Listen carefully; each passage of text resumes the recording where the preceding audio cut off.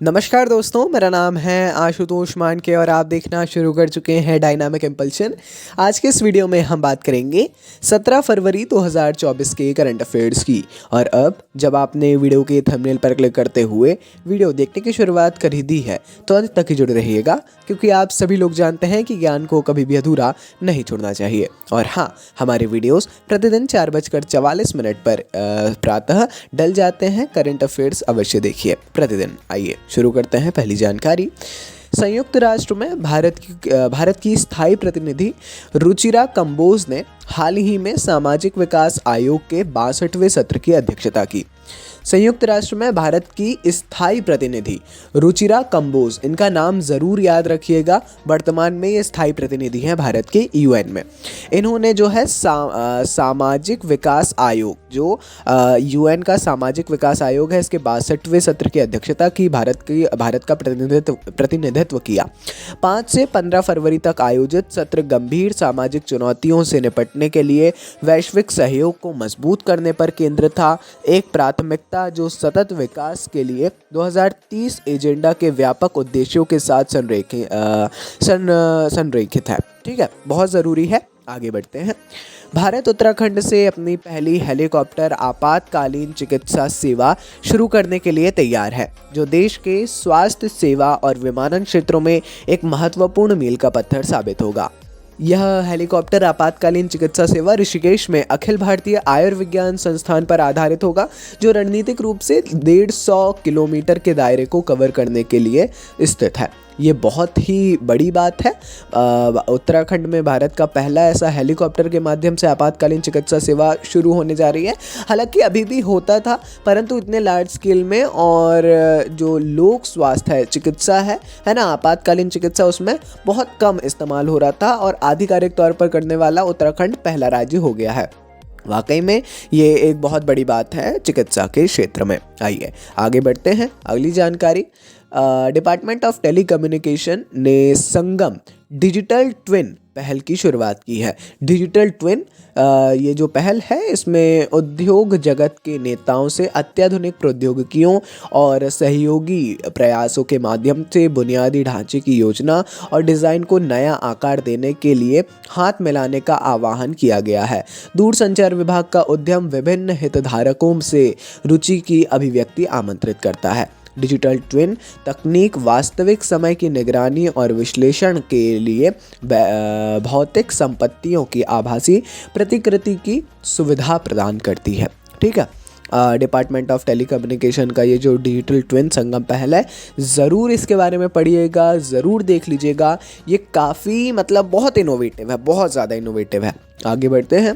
आधिकारिक आंकड़ों से पता चलता है हाल ही में जर्मनी दुनिया की तीसरी सबसे बड़ी अर्थव्यवस्था के रूप में जापान से आगे निकल गया है। अब तक यदि आप लोग जानते हो, आपने सूची देखी हो, हालांकि पता ही होगा अधिकतर लोगों को कि जापान जो है तीसरे स्थान पर था जीडीपी के मामले में, परंतु अर्थव्यवस्था के मामले में परंतु अब जर्मनी तीसरे स्थान पर पहुंच गया और जापान चौथे स्थान पर आ गया है, जिसका मुख्य कारण यूरो की स्थिरता की तुलना में येन में महत्वपूर्ण मूल्यह्रास है।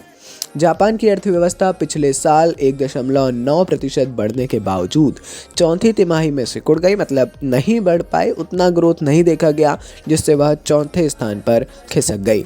ये एक बहुत इम्पोर्टेंट चीज़ है हमारे लिए भी और वैश्विक तौर पर तो है ना। आइए आगे बढ़ते हैं। अगली जानकारी, खान विभाग द्वारा पर्याप्त लौह अयस्क भंडार की खोज की घोषणा के बाद राजस्थान का करौली जिला खनिज अन्वेषण के लिए एक नए केंद्र बिंदु के रूप में उभरा है।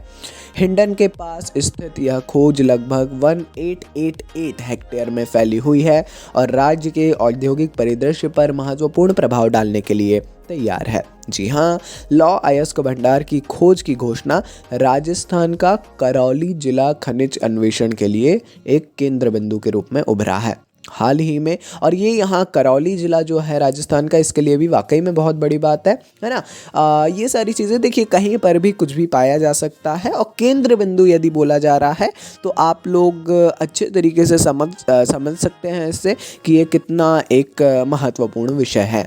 आगे बढ़ते हैं। तमिलनाडु विधानसभा ने सर्वसम्मति से 2 प्रस्तावों को अपनाकर एक राजनीतिक बयान दिया जो एक राष्ट्र एक चुनाव और 2026 के बाद परिसीमन प्रक्रिया पर केंद्र सरकार के प्रस्तावों को चुनौती देते हैं। देखिए, ये केंद्र सरकार के 2 प्रस्ताव हैं राज्य सरकारों को जो दिए गए थे। इस पे तमिलनाडु विधानसभा ने एक प्रक्रिया दी है। पहला प्रस्ताव खुले तौर पर एक राष्ट्र एक चुनाव की अवधारणा की आलोचना करता है और तर्क देता है यह संघवाद और लोकतांत्रिक विकेंद्रीकरण के सार को कमज़ोर करता है, और 2026 के बाद परिसीमन प्रक्रिया को भी इन्होंने उसकी भी आलोचना की है तथा उसका भी विरोध किया है। ये एक बहुत इम्पॉर्टेंट जानकारी है, बहुत इम्पॉर्टेंट इससे क्वेश्चंस बन सकते हैं। सो इस पूरे मैटर को समझना है, विशेषकर जो ऐसी कुछ चीज़ें होती हैं, चूँकि अगर आप लोगों ने देखा हो तमिलनाडु के राज्यपाल महोदय ने भी अपने विधानसभा में अपने भाषण के दौरान कई ऐसी कंट्रोवर्शियल बातें बोली थी, है ना, तो उसके बारे में भी आपको ज़रूर देखना चाहिए। ऐसी बहुत सारी चीज़ें हैं जिससे नज़र हट जाती है और यही काम है हमारा कि हम उसको आप तक पहुँचाएँ, जो इम्पोर्टेंट है उसको आप तक पहुँचाएँ। ऐसी ही जानकारियों के लिए जुड़े रहें हमारे साथ। ये थी आज के इस वीडियो की अंतिम जानकारी, अंत तक जुड़े रहे इसीलिए बहुत बहुत धन्यवाद। बाकी मिलते हैं अगले वीडियो में ऐसी ढेर सारी जानकारी के साथ। नमस्कार, डायनामिक इम्पल्शन।